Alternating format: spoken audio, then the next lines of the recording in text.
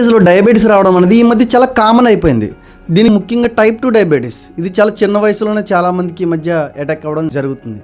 దీనికి గల main reasons ఏంటో ఈరోజు మనం చూద్దాం. అన్హెల్దీ ఫుడ్ హ్యాబిట్స్ అంటే fast food, junk food and cool drinks ఎక్కువ తీసుకోవడం, హై షుగర్ క్వాంటిటీస్ ఉన్న ఫుడ్ ఎక్కువ తీసుకోవడం, హై గ్లైసిమిక్ ఇండెక్స్ ఉన్న ఫుడ్ ఎక్కువ తీసుకోవడం. ఇవి ఏం చేస్తాయంటే బ్లడ్లో ఉన్న షుగర్ లెవెల్స్ని తొందరగా పెంచేస్తాయి అన్నమాట. సెకండ్ వన్ వచ్చేటప్పటికి sedentary lifestyle or lack of activity.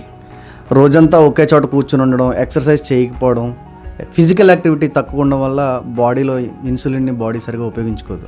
Third reason వచ్చేటప్పటికి బెల్లీ ఫ్యాట్, పొట్ట దగ్గర ఫ్యాట్ వస్తుంది కదా, దాన్ని బెల్లీ ఫ్యాట్ అంటారు. ఇన్సులిన్ రెసిస్టెన్స్కి మెయిన్ రీజన్ వచ్చేది బెల్లీ ఫ్యాట్.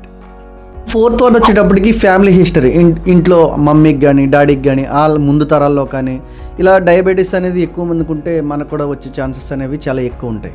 ఫిఫ్త్ వన్ వచ్చేటప్పటికి స్ట్రెస్ అండ్ స్లీప్ ప్రాబ్లమ్స్. సరైన నిద్ర లేకపోవడం వల్ల, ఎక్కువ స్ట్రెస్ ఉండడం వల్ల హార్మోనల్ ఇంబ్యాలెన్స్ జరిగి హార్మోనల్ ఇంబ్యాలెన్స్ వల్ల మనకి షుగర్ వచ్చే అవకాశాలు యంగ్ ఏజ్లో చాలా ఎక్కువ ఉంటాయి. Sixth reason is hormonal imbalance. ముఖ్యంగా అమ్మాయిల్లో పీసీఓడి సమస్యలు ఉంటే ఈ పీసీఓడి సమస్య వల్ల కూడా యంగ్ ఏజ్లో షుగర్ వచ్చే రిస్క్ అనేది చాలా ఎక్కువ ఉంటుంది.